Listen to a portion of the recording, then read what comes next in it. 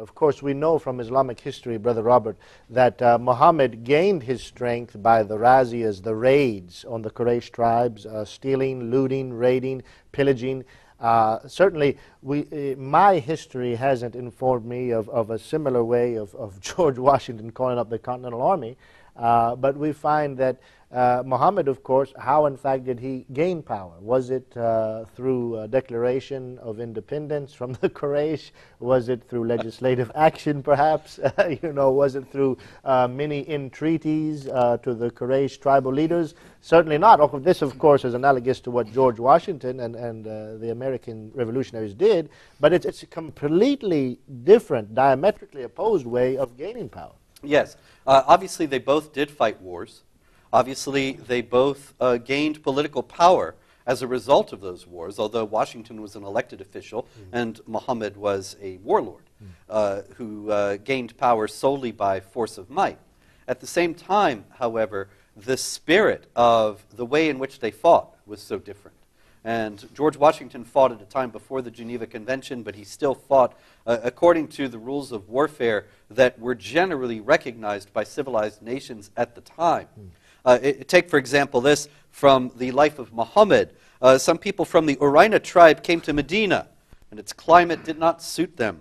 So Allah's apostle, that is Muhammad, of course, allowed them to go to the herd of camels given as zakat. And they drank their milk and urine as medicine.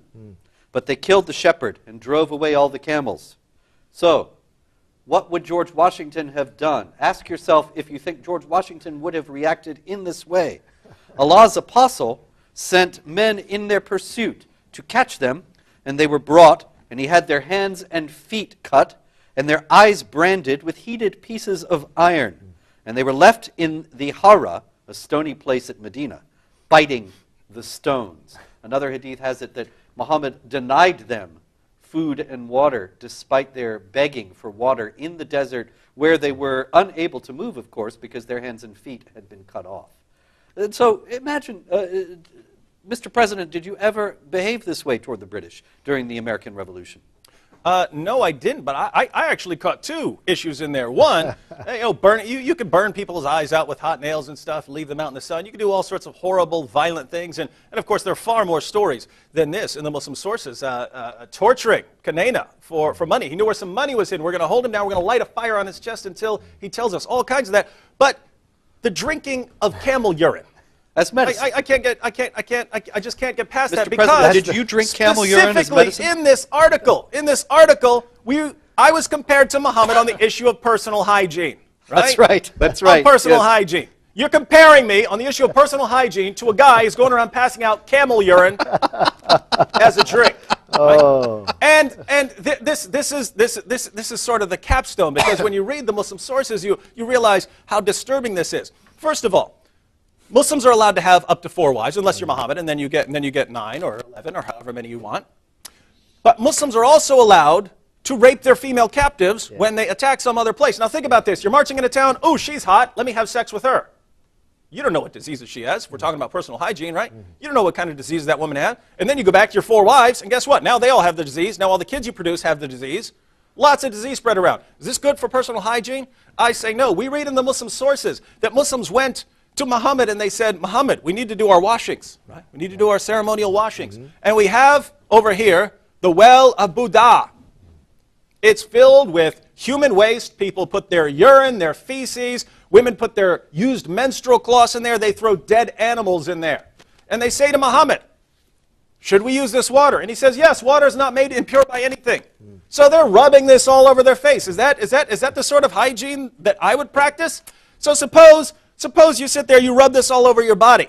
You're not feeling good. You rub it all over your body, clean yourself up for dinner, let's say. Then a fly falls into your meal. What are you going to do? According to Muhammad, you have to dunk the fly in there because even though one of its wings may have a disease like typhoid or something, the other wing has the cure for the disease. So a fly's over there crawling around on a pile of dog dew and then lands in your food, and you're sitting there following Muhammad's advice, dunking it in your food.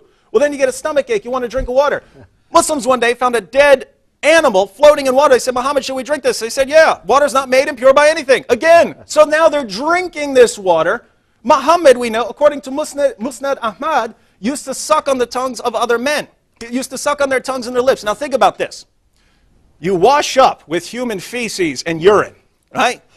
Then you eat your meal. You're dipping the fly in there with typhoid on it, right?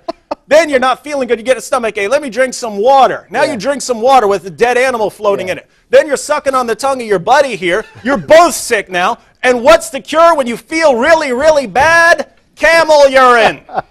Camel urine, ladies and gentlemen. This is the guy that the Huffington Post compares me to. Mr. President, with all due respect, I must say I've enjoyed the last few minutes of that explanation. But you know, once again, trying to be fair, aren't these really peripheral issues? I mean, after all... Peripheral?